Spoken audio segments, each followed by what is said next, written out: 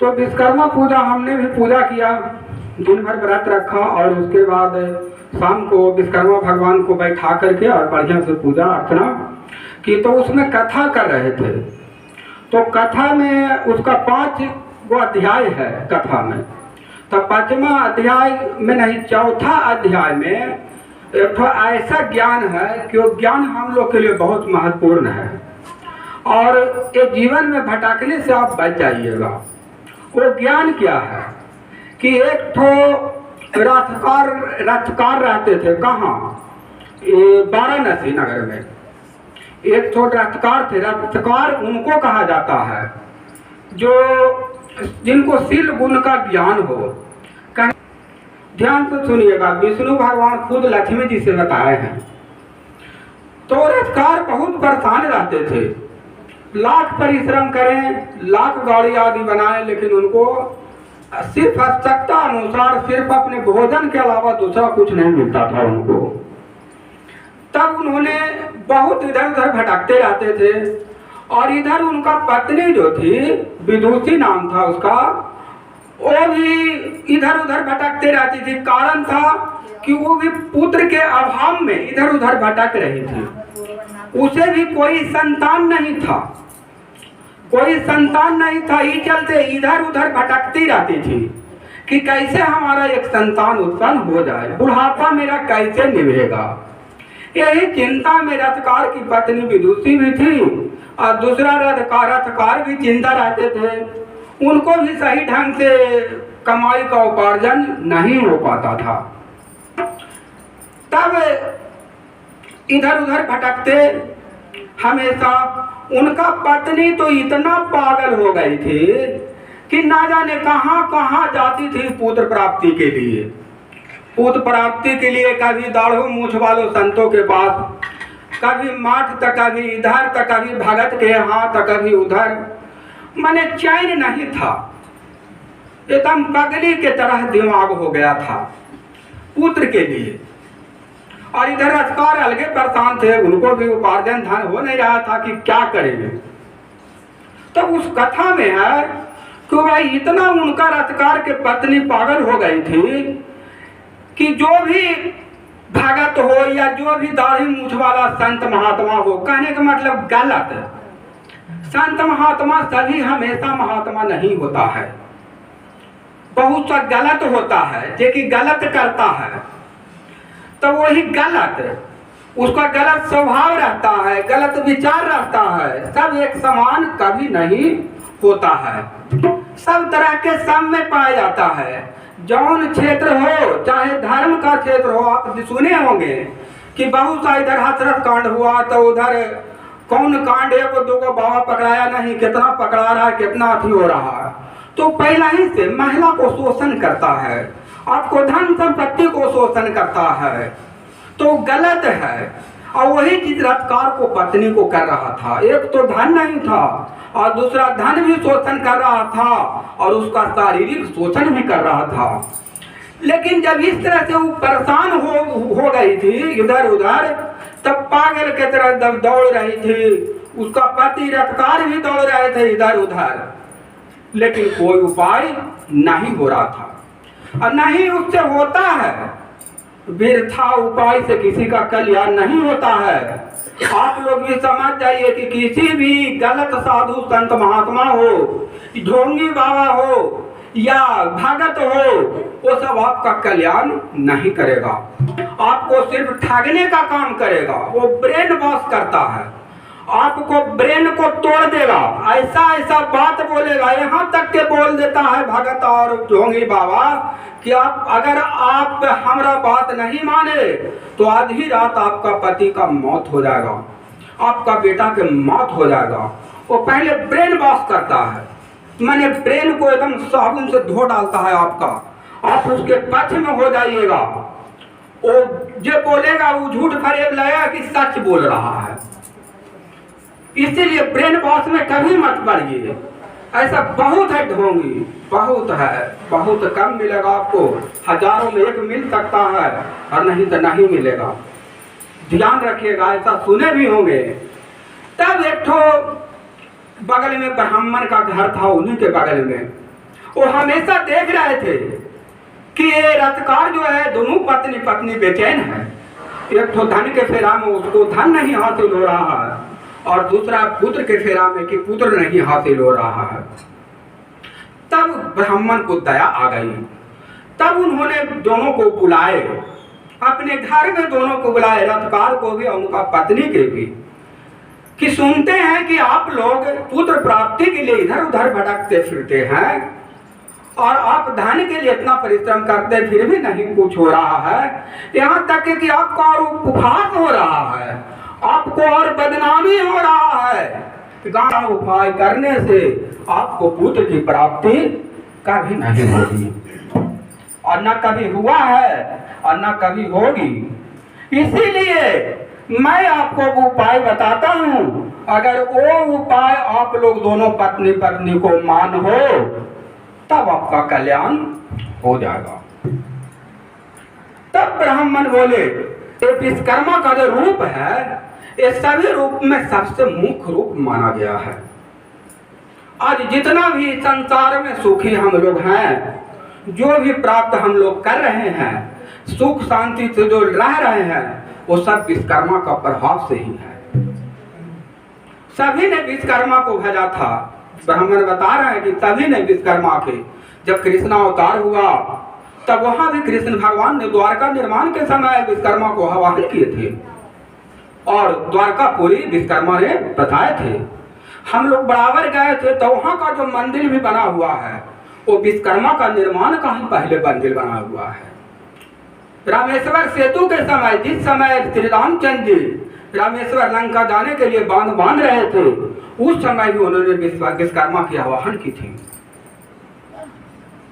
उसी तरह जब भगवान ने खुद विश्वकर्मा की आवाहन की तो हम लोग क्यों नहीं कर सकते हैं।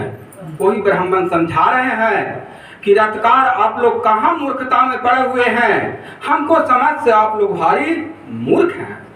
ऐसा मूर्ख मैंने कभी आज तक नहीं देखा कि बाल बच्चा के लिए दाढ़ी मूछ वाला संतों के पास जाना और आप व्यर्थ काम इधर से उधर करते रहना, कुछ भी हासिल नहीं होना। आपको विश्वकर्मा भगवान ही कल्याण कर सकते हैं। इस चलते अमावस्या के दिन, ध्यान से सुनिए माता एवं बहनों, अमावस्या के दिन, अगर अमावस्या के दिन विश्वकर्मा भगवान के पूजा किया जाए, एक शाम फलाहार रखा जाए, नमक वाला चीज नहीं खाया जाए, पहले 12 घंटा व्रत रखना है, उसके बाद शाम को पूजा करके विश्वकर्मा भगवान की पूजा करके उसके बाद आपको फलाहार रात के रहना है और सुबह पारण करना है। अगर ऐसा जो करेंगे तो उनको पुत्र की प्राप्ति हो जाएगी और धन धान से सभी लोग भर जाएगा। यही विष्णु भगवान का रूप है, जो राम है वही है। समझ गए?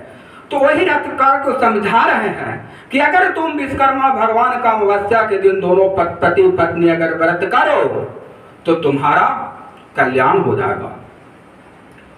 तब दोनों मिलके आदेश ब्राह्मण को मान करके और रथकार और उनका पत्नी दोनों व्रत अमावस्या के दिन व्रत रखना शुरू कर दी और हमेशा भौरों के समान एकदम विश्वकर्मा भगवान में लीन रहने लगी। फिर क्या था, कुछ ही दिन में एक बच्चा पैदा हुआ और उसके बाद रथकार भी जो भी काम करते थे उसमें सफलता पाते थे और उनको धन धान से भर गया। मैंने भी ऐसा देखा है कि मैं नहीं लेकिन भगवान है। हमने बहुत सा को इलाज किया कि भाई बच्चा नहीं है, इनको एक बच्चा नहीं है, 7 को बच्ची है, एक बच्चा नहीं है, किन्हीं को पुत्र नहीं है, किन्हीं को पुत्री न है। जो भी आए उनको दावा तो दिए ही जो संभव था, लेकिन दावा से उतना ही संभव होता है जो समस्या को हल होता है, लेकिन बाकी ईश्वर करते हैं। जिनको मैंने बताया कि आप जाइए या अगर आपसे व्रत हो पाता है विश्वकर्मा भगवान के तो कीजिए, लेकिन कोई ऐसा करते नहीं है, नहीं हो पाता है संभव, इतना भी नहीं कर सकते। हाँ, भोलेनाथ के यहाँ गए, बताए कि ठीक है भोलेनाथ के यहाँ जाइए, बाबा धाम जाइए, आप उनसे आशीर्वाद मांगिए, तब हमारा दावा काम हो सकता है। उनसे आशीर्वाद लिया गया, सभी को काम पूर्ण हुआ। यहाँ तक कि आज कोसनारा के एक महिला थी, उसको 7 से साल भर पहले यहाँ बुलाए थे, उसको भी बाल बच्चा एक बच्ची होने के बाद नहीं हो रहा था। तो यहाँ पर बुलाए कि यहाँ पर आइए और भगवान के शरण में आइए, कुछ गुरु मंत्र भी दे दिए उनको। और देखिए वो आज से 15 दिन पहले आई थी और कह रही थी कि बहुत अच्छा, भगवान राम की कृपा से हमारा पुत्र की प्राप्ति हुआ, हम वहाँ जरूर जाएंगे। हम कहे ठीक है, जो भी जाइए यहाँ पर भगवान के शरण में जाइए। भगवान के शरण में जाने में कुछ पैसा नहीं लगता है। भगवान को ये भी भेंट चढ़ाइए, 2 पैसा 4 पैसा भगवान को भेंट को चढ़ाइए। और भगवान के होता है, कहीं भी परिवार के यहाँ जाते हैं, अगर भेंट कुछ लेके जाइएगा लड़कन बुतरू के लिए, तो वहाँ सभी लोग खुश होते हैं, होता है ना, आप भी होते होंगे ऐसा। तो उसी तरह से जो भी 2 पैसा 4 पैसा जो भी हो भेंट चढ़ाइए। और उसके बाद आपका अगर कल्याण हो जाए तो भगवान के समक्ष गछिए जरूर, कुछ ना कुछ देने के लिए गछिए, परिश्रम कीजिए, कुछ ना कुछ भगवान को समर्पित कीजिए। अगर काम हो जाए, चाहे ढोलक दे दीजिए, झाल दे दीजिए, चाहे 100 रुपया दे दीजिए, जो भी आपको इच्छा हो वो अपना इच्छा से। एक वो व्यक्ति ऐसा है जो कि नौकरी करते हैं, 1 महीना के पेमेंट देने के लिए गए थे और उनको काम पूर्ण हुआ, अदा करके भोलेनाथ के यहाँ दान किए, काम पूरा हुआ। उसी तरह से यहाँ भी हो रहा है, यहाँ भी कुछ नहीं, जो भी आपका इच्छा हो जो दान कीजिए भगवान के समक्ष। भगवान को दान करना है या कोई सामान इन पर चढ़ाना है, देखिए श्री राम के कार्य के लिए वो काम प्रयोग हो, हमारे रखने के लिए नहीं। जैसे ढोलक झाल है, माइक हारमोनियम कुछ भी हो, ये क्या है, भगवान के कार्य को प्रचार को, श्री रामचरित मानस को प्रचार प्रसार के लिए काम किया जाता है। और यही सबसे बड़ी चीज है।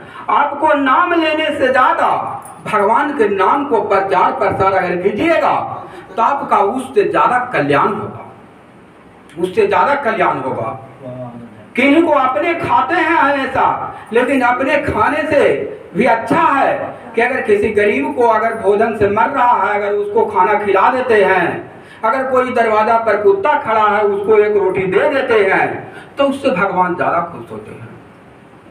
आपका जीवन कल्याणमय सुखमय रहेगा। सिर्फ अपने खाने के नहीं, अपने कितना खाइएगा, लाख खाइएगा बचेगा नहीं, इसलिए ज्यादा खाना न है, बल्कि अपने सही हिसाब से खाना है। और बाकी जो भी कुछ 2 पैसा, कहने का मतलब है कि अगर 100 रुपया कमाते हैं तो उसमें 2 रुपया धर्म काम में लगाइए। मैं भी ऐसा करता हूँ, जब से ज्ञान अति हुआ तब से ऐसा कर रहा हूँ। और आज भी देखिए आप लोग के समक्ष हूँ, जितना संभव हो उतना मैं आप लोग से कर रहा हूँ। इसीलिए भगवान का ध्यान कीजिए और भगवान का विश्वास रखिए, जितना संभव हो उतना कीजिए। और नहीं तो नहीं संभव अपने कुछ हो पाता है तो आप राम राम जपिए, भगवान के नाम यहाँ पर ला करके समर्पित कर दीजिए अपने आप को, अपने आप को समर्पित कीजिए भगवान के समझ के, हे प्रभु हमारा एक कार्य सिद्ध हो जाए, आपके आशीर्वाद से जो बनेगा वो मैं पूर्ण करूंगा। बस उससे कुछ नहीं भगवान से मांगना है, बस अपना जीवन को भगवान के नाम पर समर्पित कर देना है। और ये कभी नहीं थोड़ा सा भी घमंड नाम के चीज अपने आप में ना हो, कहीं भी किसी समय थोड़ा सा भी घमंड नाम के चीज ना हो। कितनों बड़ा आदमी बन जाइए लेकिन घमंड नाम का चीज नहीं होना चाहिए। बस उसके बाद भगवान आपको समर्पित आप कर देते हैं अगर, तो भगवान भी आपके प्रति समर्पित रहते हैं और आपका कार्य पूर्ण होगा। बोलिए श्यावर रामचंद्र भगवान की जय।